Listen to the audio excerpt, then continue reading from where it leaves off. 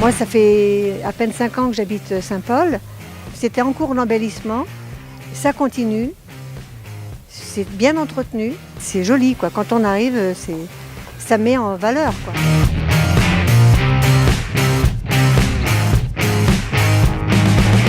C'est une ville qui présente bien, qui est propre, et c'est un cadre de vie agréable.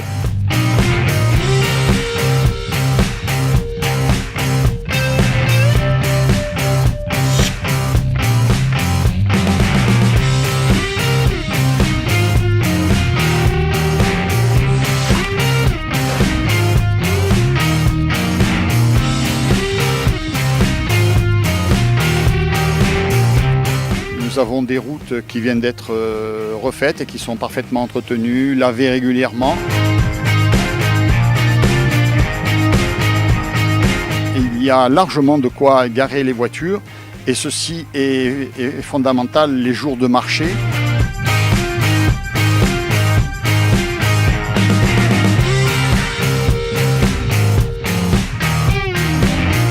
Il y a aussi une aire piétonnière qui permet aux enfants d'aller ou au collège ou au centre-ville.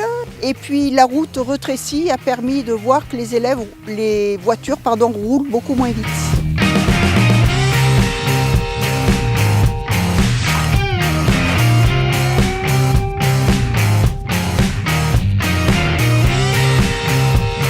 C'est sûr qu'il faut essayer de conserver ce qu'il y a en centre-ville. C'est ça sûrement le plus difficile. Pour une ville de tout juste 10 000 habitants, il y a quand même beaucoup de choses.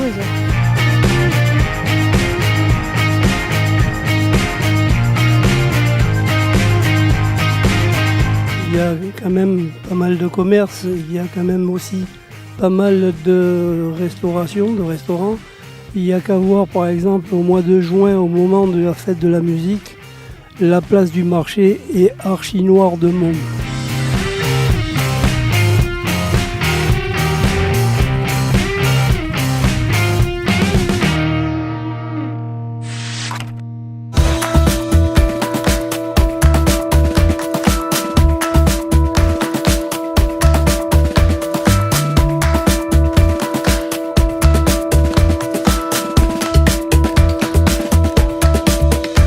Une ville qui bouge beaucoup, on a toujours des animations, toujours quelque chose qui est organisé. Et c'est vrai que nous, en tant que parents, on peut toujours aller faire quelque chose, on a toujours des occupations et c'est attractif.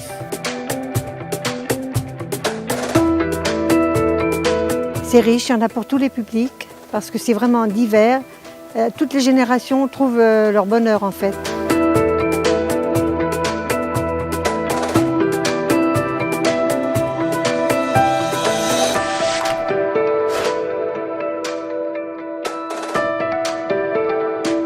On a un chantier d'insertion qu'on mène sur la commune en convention avec le Centre communal d'action sociale qui permet à 6 personnes en insertion de pouvoir trouver un support dans les espaces verts de la ville pour pouvoir intégrer le marché durable de l'emploi.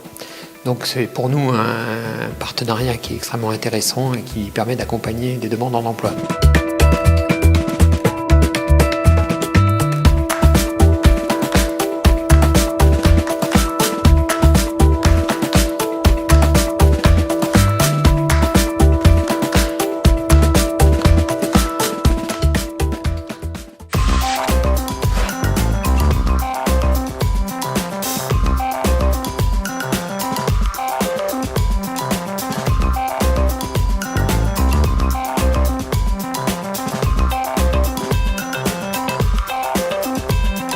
On donne notre avis sur un peu tout. On participe à des projets communs de la ville. On fait des actions par rapport, par exemple, au développement de la ville. En règle générale, les élus ont un défaut majeur, c'est qu'une fois élus, la consultation avec les habitants, la consultation sur les grands projets, elle est un peu mise de côté.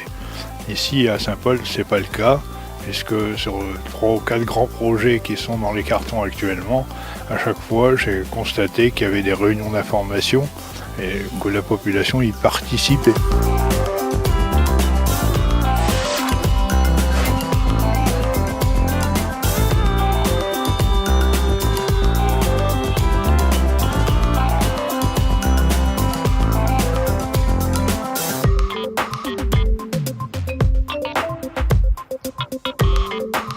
pour les enfants à peu près de mon âge, il y a le skatepark.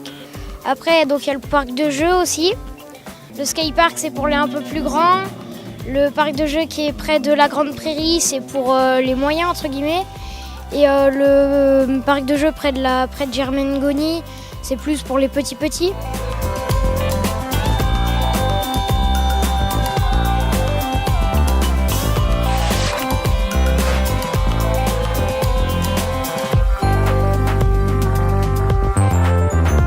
Nous avons la chance d'avoir des infrastructures vraiment de première qualité qui nous permettent, que ce soit au niveau des jeunes ou au niveau des adultes, d'avoir des créneaux horaires tous les jours qui nous permettent surtout de pouvoir élever le niveau de tous nos adhérents.